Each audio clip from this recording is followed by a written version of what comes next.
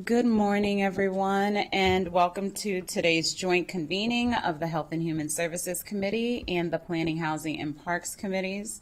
Today we are joined by Councilmember Andrew Friedson, who chairs Planning, Housing, and Parks and also serves on the Health and Human Services Committee.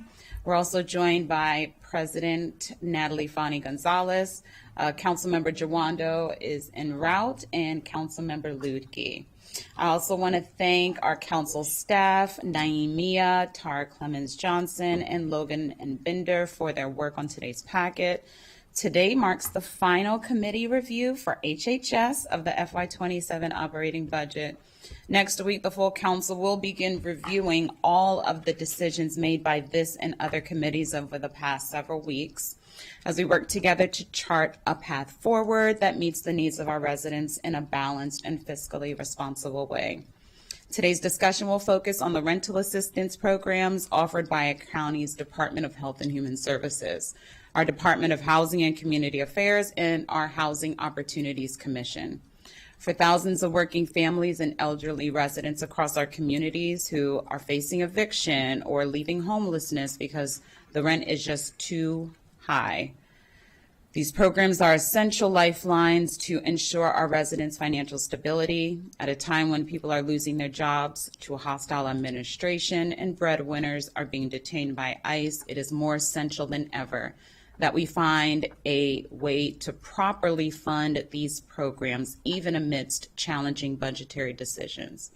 Before I turn it over to our guests and then to council staff to walk us through the packet, I'll turn it over to my co-chair, Council Chair Friedson, for any opening remarks. Thank you for that. Really appreciate it. This is the first time I'm sitting on this committee wearing both hats, this joint committee, which I've sat on every year, which I really appreciate. And it's a particularly challenging time. We've got a lot of community members who are struggling with the rents being high, but also everything else being high, food prices, gas prices, challenges in the labor market. So really thinking about that today, and hopefully that can help guide us as we navigate through these issues to humanize the difficult decisions that we have to make. So thank you for that opening. Thank you for all of the work by staff, and look forward to having the conversation.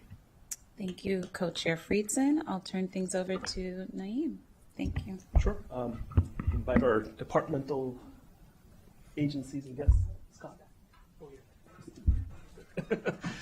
It's a team effort.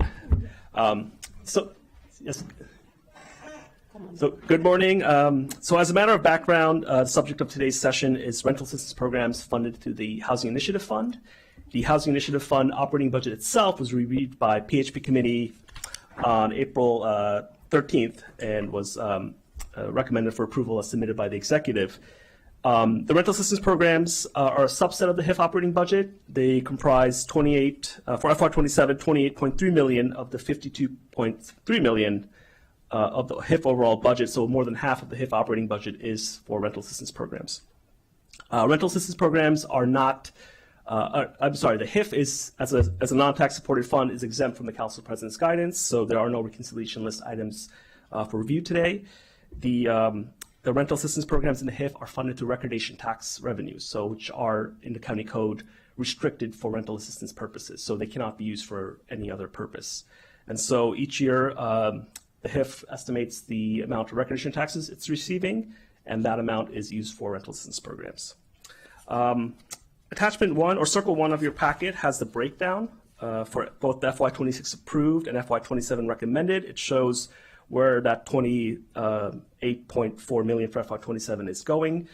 You'll see the bulk of it, not the majority, is going to HHS programs. So permanent supportive housing and rapid rehousing, as well as rental subsidies, are the biggest recipients within that category. HOC receives a relatively smaller amount of 3.4 million for FY27, and the rest goes to DHCA programs. And so the HIF itself, while managed by DHCA, is providing significant funding through rental assistance programs to other our partner agencies and departments.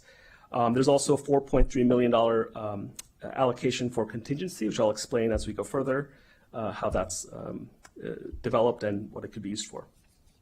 Beyond that, the packet contains details on each of the programs. The rental assistance programs, as part of the rental assistance programs, there are 4 HHC programs. which for FY27 is are receiving a 3% increase from the 26 approved. There are 6 programs in HHS that, again, combined are receiving 3% increase as well. And DHCA is receiving a 12.6% increase for its 6 ongoing programs. And finally, contingency is getting a $1.5 million increase over the FY26 approved, which is a 79% increase from the previously approved operating budget. It is, as a total amount of the rental assistance programs recognition taxes, it accounts for $4.3 million or 15% of the total.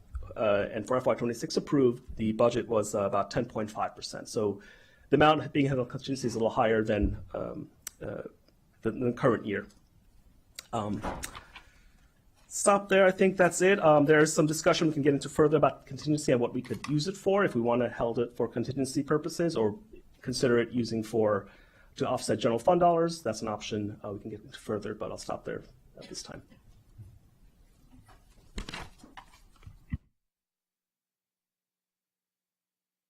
Thank you. Did you have anything else to add, Ms. Clemens-Johnson? Nothing All right, to add. so we will turn things over to our CEF and DHCA staff, who's going to present first. Good morning, council members. My name is Scott Bruton. I'm the director of the Department of Housing and Community Affairs. We appreciate this time to talk about the rental assistance program and how the funds may be used. It seems that the most salient issue for decision as recommended by the council staff is the issue of whether to leave the amount of contingency as is in the county executive's budget or to take a portion of that and to assign it to a particular part of the rental assistance programs for the services to end and prevent homelessness budget. We have Ms. Hong and I have talked about this, and we have a joint recommendation. We recommend that the contingency be left as is. The reason for that is that we, as Ms. Hong will, when she speaks, we have a range of programs that this could be used for. On the piece of paper that we gave you, we listed some of, in DHCA, we use this funding for rental assistance contracts. Those are contracts that we can put on any units around the county to create long-term affordability. We also use it to extend MPDU contracts. Back before the council extended MPDU rentals to 99 years, they were 20 years. They were of various different lengths. And so when those expire, we always try to do extension contracts so that those units are preserved. And then if the full contingency is not used for that, then it goes into the HIF to be used for the preservation or production of affordable housing. As Ms. Hogg will illustrate, there is an even longer list of what the RAP funding can be used for, including, as you all are very aware, the possible need to backfill permanent housing programs if the federal government decides to cut those even further. And so what we are effectively suggesting to you is that we suggest to leave the funding in the contingency, and then DHCA and CEF can collaborate throughout the year through quarterly meetings to look at what the revenues are actually going to be, because sometimes the contingency doesn't materialize if revenues aren't what they should, or aren't what they are predicted. And if there is money in the contingency by the third or fourth quarters, then we can collaborate together. Happy to consult with you all about your priorities and determine which of the CEF or DHCA programs that can be funded with the contingency are the most in need of it at that time. And so that's our basic recommendation, and I'll pass it over to Ms. Hong to go into further details about CEF's needs. Thank you. Really appreciate the support from the council and as well as the partnership with the Department of Housing and Community Affairs and HOC. I'm Christine Hong. I'm the Chief of Services to End and Prevent Homelessness. And one of the things that is looming large for our system in Montgomery County is the possible cuts from our federal government. So we are clear that it is likely 40% of our federally funded housing programs will be cut in 2026. And as a result of that, we need to be prepared because that is housing for about 350 people. And we need a plan. And of course, we are coming up with internal strategies and strategies with our partners to apply for other types of programming through using that HUD funding, like transitional housing, which is currently being prioritized by HUD, as well as outreach services. Those are programs we can use. And we also have all of those people currently in our permanent supportive and rapid rehousing. So I think the contingency would be really important to be prepared for that cut. If we do see an increase in homelessness, if we're not able to cover that gap, we also potentially may need to use those funds for emergency rental assistance, the need to place folks and help folks to not directly enter our homeless system, because that would be really the worst case scenario. So those are our thoughts. I mean, another thing that is always a consideration, which you all are aware of, is that because rent continues to increase, the amount that we pay for even our locally funded permanent supportive housing and rapid rehousing, the amount we pay for rent increases year by year. And that means we serve fewer people with the same amount of funds. So these are all things that the contingency could help us with if it ends up being as much as is projected. And this is all with the goal of being prepared for what's to come. Yes, thank you for that. So just to clarify, the contingency funds cannot be placed on the reconciliation list. No, because they're part of the HIF appropriation, so Okay. I would not, it should not be taken out of the HIF at this point. Okay. The staff's proposal was to use a portion of the contingency funds for specific programs in the HIF's rental assistance programs. And doing that, for example, rapid rehousing is receiving $2 million through the HIF and about $4 million through the general fund. So one option would be reducing contingency in the HIF by $1.4 million, bringing it to a 10% level instead of 15, and using those funds to offset the general fund dollars in the HHS operating budget for rapid rehousing. That would give greater flexibility to the council for reckless items that they would choose to fund. Of course, it would limit the flexibility for DHC and HHS within the HIF rental assistance programs as issues come along. So that's sort of the trade-off between the two choices. Thank you. Also want to note that that go funding ahead. would show as a reduction on the rec list. So if like the 1.4 million was approved, we would show a reduction on the reconciliation list of 1.4 million. Yeah, it's a little bit nuanced. I mean, in the Yes. sense here, this is a budget line or a set of budget lines, some of which are funded through recordation tax premium, some of which are funded through general fund. The staff recommendation is to use 1.4 million that's currently budgeted through the general fund to instead budget it through the contingency, which is well above what it has traditionally been. That would relieve 1.4 million from the general fund. So I think it's a reasonable proposal by staff. I do want to talk through it. I appreciate where the department is coming from in the sense that there are a lot of open questions here in a lot of these programs, and the question becomes, how do we deal with that? I'm a little bit concerned if the purpose of the contingency is to be a contingency, and this is, essentially asking, and, I'm thinking about this, with two minds. The department's basically asking for open-ended flexibility with what seems like it is potentially additional funding. Maybe it won't be, because we'll see. And then the question becomes, where is it allocated? And that would be a decision that is effectively made by the department and not by the council.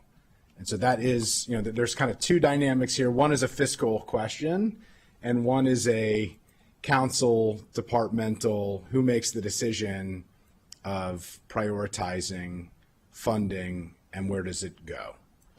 So I'll just note that. I think we should have a conversation, discussion about it. I think it's a very reasonable conversation. I fully understand why the department wants to have the flexibility and am eyes wide open on the issues that the department is raising on the moment that we're in, the challenges that we face, particularly with the federal dynamics and, continuum of care and the NOFO and all of the various challenges in the community, and wanting to have a cushion in order to respond appropriately. Thank you, Chair Friedson. Councilmember Jawanda. Thank you so much. Appreciate the work that you all do. I appreciate the advocates that are here, underscoring the importance of the work that you all do to keep everyone housed. And I'm, really disheartened and sad that we are in a position where we're having to figure this out in this way. And I just wanted you to just a little bit more, before I address the issue of what we do with the money, just underscore what the continuum of care cuts are going to. You said 350 people, but is that primarily due to the change in the cap on what's the functionality of what is causing?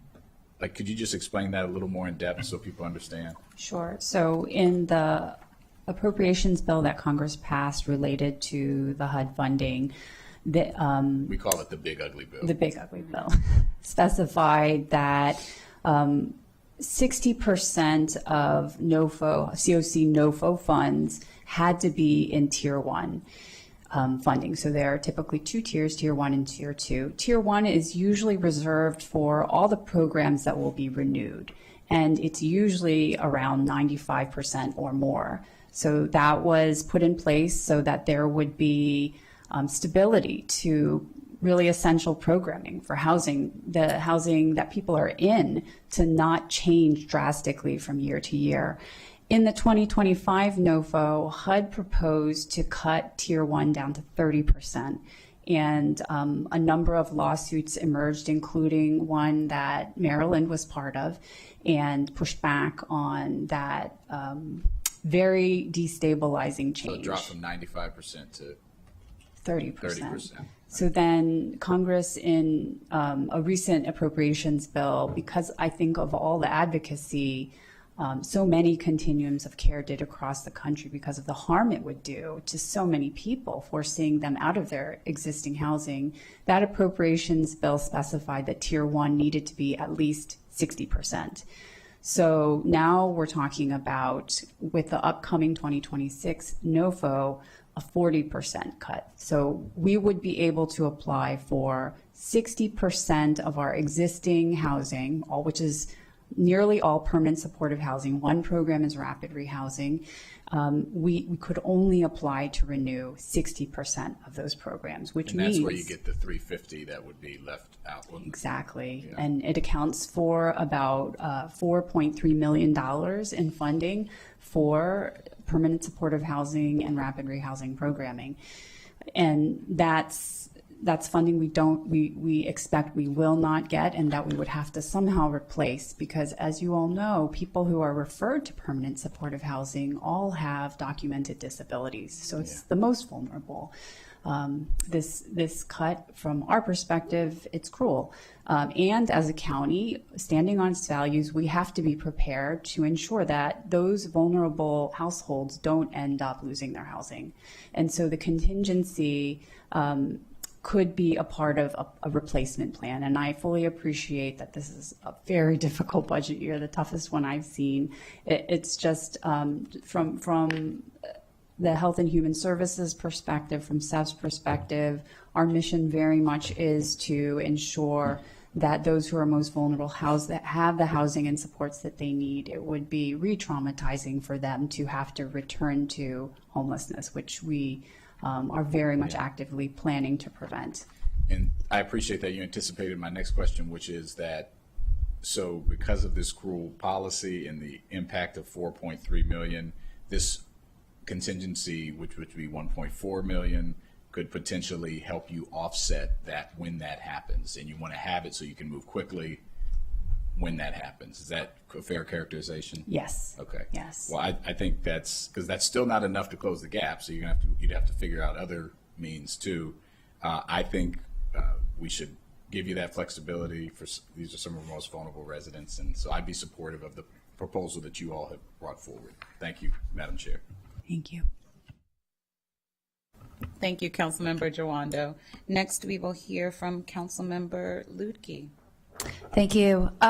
So I just wanted to I am very sorry that we are in this position. And I know when we had spoken, months ago when there was all the back and forth over the NOFA for the continuum of care supports, that at that point it was less bad, if I can use that phrase, because it was maybe thinking we might get 70% instead of 60%, which is what it looks like it's going to land at now. And so, I have grave concerns about the destabilization of the residents that we have participating in these programs based on the actions of the current federal administration. And so I agree with the proposal that you have, which is to leave the funds in the contingency so that you have some flexibility and agility over time with which to help deal with these situations as they are arising. I appreciate, thank you, Director Bruton, for your comment about saying you'll keep us informed and keep us in the loop so that we know how that money will be deployed. But that, even at a time when we know the needs are growing in different ways, our top priority has to be with maintaining whatever we can, the best we can for those who are already in these programs and not creating additional destabilization or churn for those who we have already been able to stabilize. So just wanted to plant that there. That's where I am on all of this, and I want to thank you all for your ongoing collaboration. Thank you, Councilmember Lutke. Next, we'll hear from Council President Fanny Gonzalez. Thank you so much. I'm going to make it quick. I also agree with giving you the flexibility that you need. But at the same time, I'm going to say two things. One, we have, as you all know, a very tough budget in front of us, tougher than has ever been seen in a long time. And I think, and I've said this before, this is one of the programs or issues that we all must protect no matter what. Not cut to anything related to housing assistance. So that's one thing that I want to say here loud and clear, that we cannot touch you. The second thing I want to say is that we have so many programs that have evolved throughout the years. Sometimes it gets very confusing. You have three agencies, right? We have the Department of Housing and Community Affairs, we have HHS, and we have HOC, the Housing Opportunities Commission.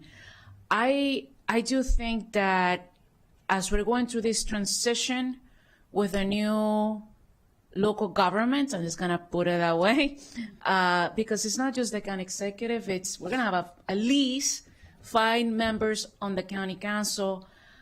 I think we need to rethink how we think about housing first approach. I'm one of those people who strongly believe that our main goal should be making sure people remain in their homes, healthy homes, and then think about shelters and everything else. But the main thing is making sure people don't go homeless, right? And I don't think we do that in this county. I really don't. We do lots of programs and we do great, but we need to reimagine how we're working as a government, not as agencies, as one government, which is a different perspective.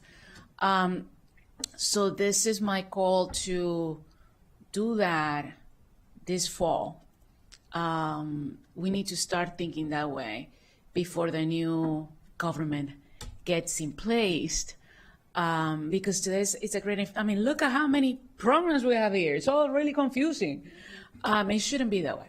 So, yeah, that's all. Thank you for your time, and I look forward to voting for this and in full council to protect these resources, now more than ever. Thank you, Council President. Now we'll hear from our Councilmember Mink, who's joining us.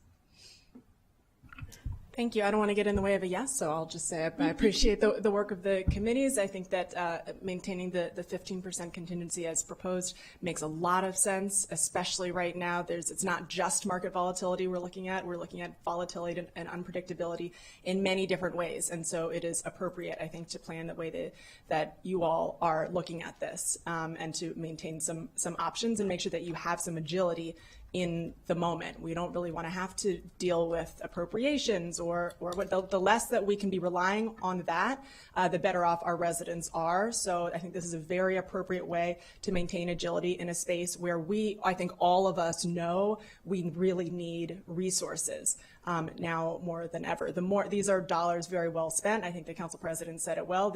We cannot be taking any dollars out of this space. If anything, we wish that there were more dollars that we could put in. You know, I know that it would be great to be able to expand eligibility, to be able to intervene much earlier. I know that has been a desire not just of our community and community advocates, but of these departments, and it's difficult to do if you don't have funding to meet the need of even the eligibility window that you have in front of you. So more investment is dollars very well spent, and we need to be working towards being able to serve more people in the needs at which they are coming to us looking for help. So thank you very much for the coordination that you all have done and the coordination that I know that you intend to continue both with each other and with the council.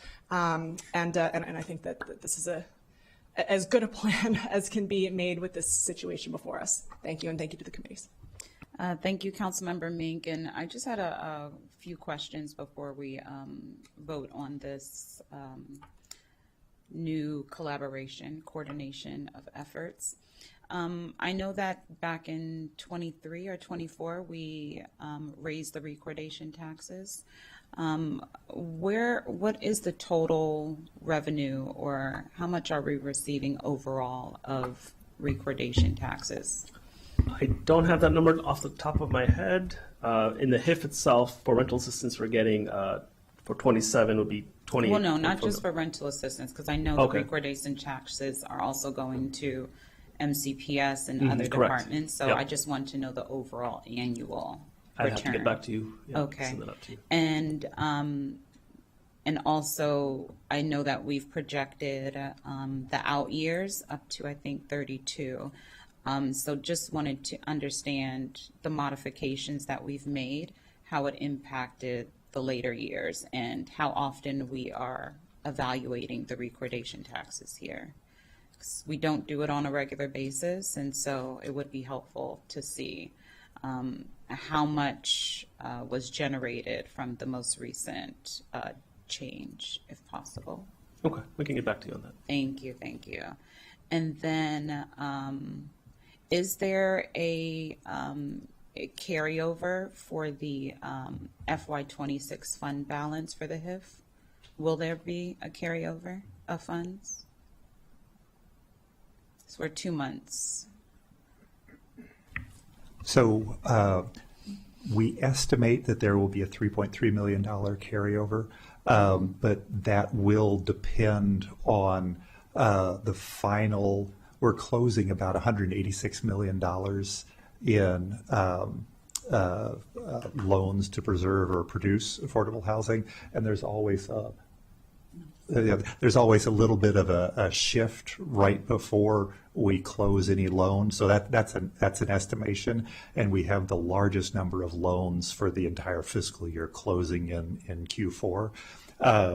And so also, I think as I've talked with, I think you all, we have that any carryover will go toward that's for the production and preservation will go toward those projects we're going to close in FY27. Ms. Salem, did you want to? Yeah. Just add a little point. As Director presented on the slide, if you look at the column FY26, right now the actual collection that allocated to the rental assistance program is only about 22 million, even though we project that revenue for REP program is 25. So based on the data we know, right now it's kind of under whatever projected amount. And so based on that projection, we also estimate that it likely going to be integrated with the other revenue that especially combined with what Director just described, that we have expecting housing loan to be closed. So we assume it's about 3.3 million could be rolled it over for the following year as a part of the FY27 budget recommendation. And I will say that sorry, I kind of misunderstood the question to begin with. So the 3.3 million is in the RAP, not the regular HIF, as Ms. Salem said.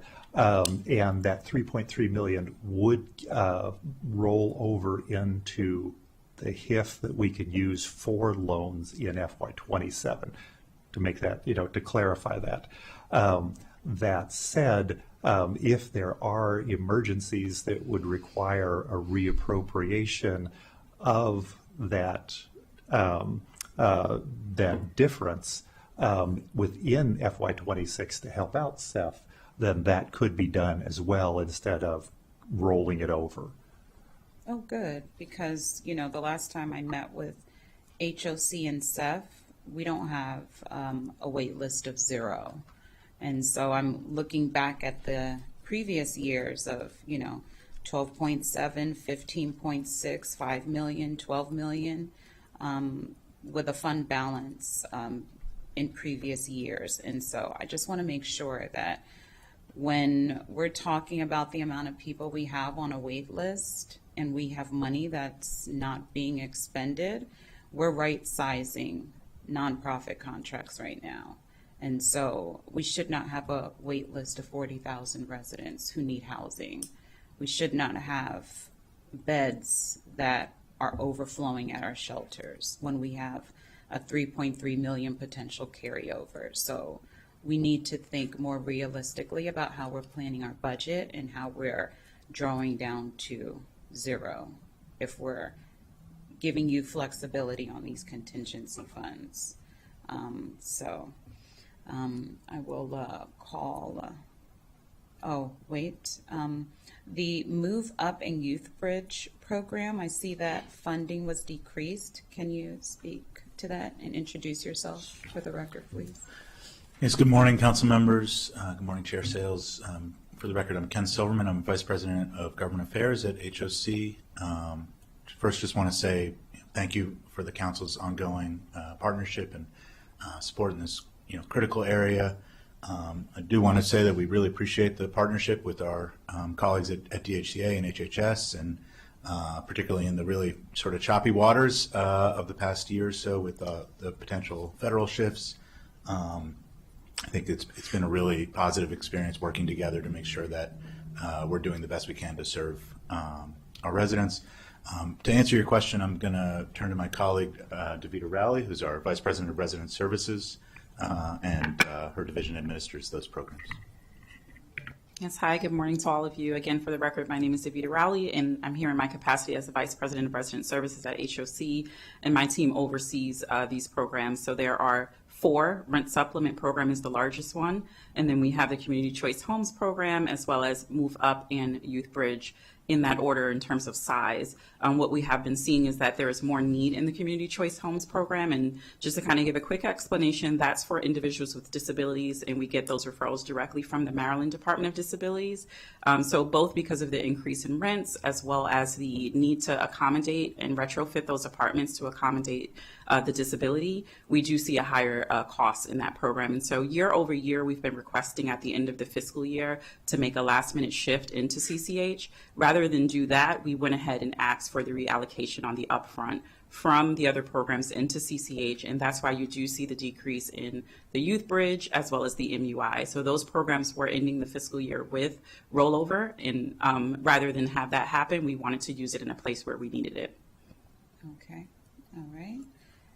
And everyone's okay with this shift? Director Hong? Yeah, I just wanted to comment on the Move Up initiative, and I also appreciate all the collaboration with our partners, HOC. This is an important program because it's specifically for households who are ready to move up into an HOC voucher, and these are funded, of course, through the here. It's a very innovative way of working so that we can free up slots in permanent supportive housing so that they're available to others who need it acutely, maybe an emergency shelter or unsheltered. And I do think this is an area which I would love to see grow in the future, certainly not in a difficult year like this. And but there's potential there because that type of program can create flow through our system so that permanent supportive housing isn't the last program that a household is in, but perhaps it's through the Move Up initiative, through Housing with HOC, where primarily what they would need is the ongoing housing subsidy to maintain stability. They no longer need the supportive services because we do have people who have stabilized over a number of years and are ready to move up. So just wanted to say that it remains a very important program, and glad that there could be a shift of funds to support the Community Choice Homes initiative. But I do want to state that that's a very important program as far as creating openings in our existing housing in the continuum of care. Thank you for that perspective. You know, there are so many areas where, you know, the three departments are able to collaborate. And when we're talking about shifting funds and who we're serving, it's very important that we're talking to each other to make sure that those decisions are going to impact outcomes the way that we all intend them to show up. So we've been able to collaborate on this point that we're about to make a decision on, but if there are going to be subsequent shifts or ongoing shifts, it would be helpful to talk about that before you come before us in the future. Is that okay with everyone? Okay. And then my last question is about the MPDU program. I see that 100% decrease in funding for extending MPDUs and preservation of MPDUs. Can you tell me a bit more about this decision and if this is going to impact our supply of MPDUs? It's from page 5 in the packet. Yes, just the line item doesn't mean that the ACA does not continue to support, because through the negotiation or discussion with extension of the MPDU units, once they formalized, materialized, then we rolled it into the other line item, the rental assistance. So we have the detailed list of those kind of projects capture to that process. So basically, this is from former MPDU agreement. This is sort of like a last payment that we end, but DACA staff continue to evaluate for some of the MPDU agreement that come to expiration, and we will enter into the negotiation and discussion. Once it becomes formalized, then we will roll that projected funding need into the other line item, like rental assistance, or capitalize the rental assistance program. It's a little difficult to project each year what MPDU extension agreements will be further extended, because we usually do these 5 years at a time. Okay. And sometimes, unfortunately, the property owner decides not to extend because these are voluntary. We can't force this. Mm-hmm. And then also when an MPDU agreement comes to an end, we can't always predict when when a property owner is going to be amenable to extend through a rental agreement. Okay. But we always do our best to make sure we extend those MPDU agreements that are expiring, as well as to continue to extend the MPDU extension agreements that we already have in place. Okay, thank you for that. I just wasn't sure where the $45,000 went, but that's helpful. So, Mr. Mia, did you want to call for the question again for the restate the decision, the agreement? Okay, sure. So the decision is to essentially based on the comments and discussion, approve the executive's recommendation for HIF-funded rental assistance programs for FY27 at a funding level of $2.3 million, and keeping contingency at the 15% level as recommended. All right, without objection? All right. So we are adjourned. Thank you, everyone.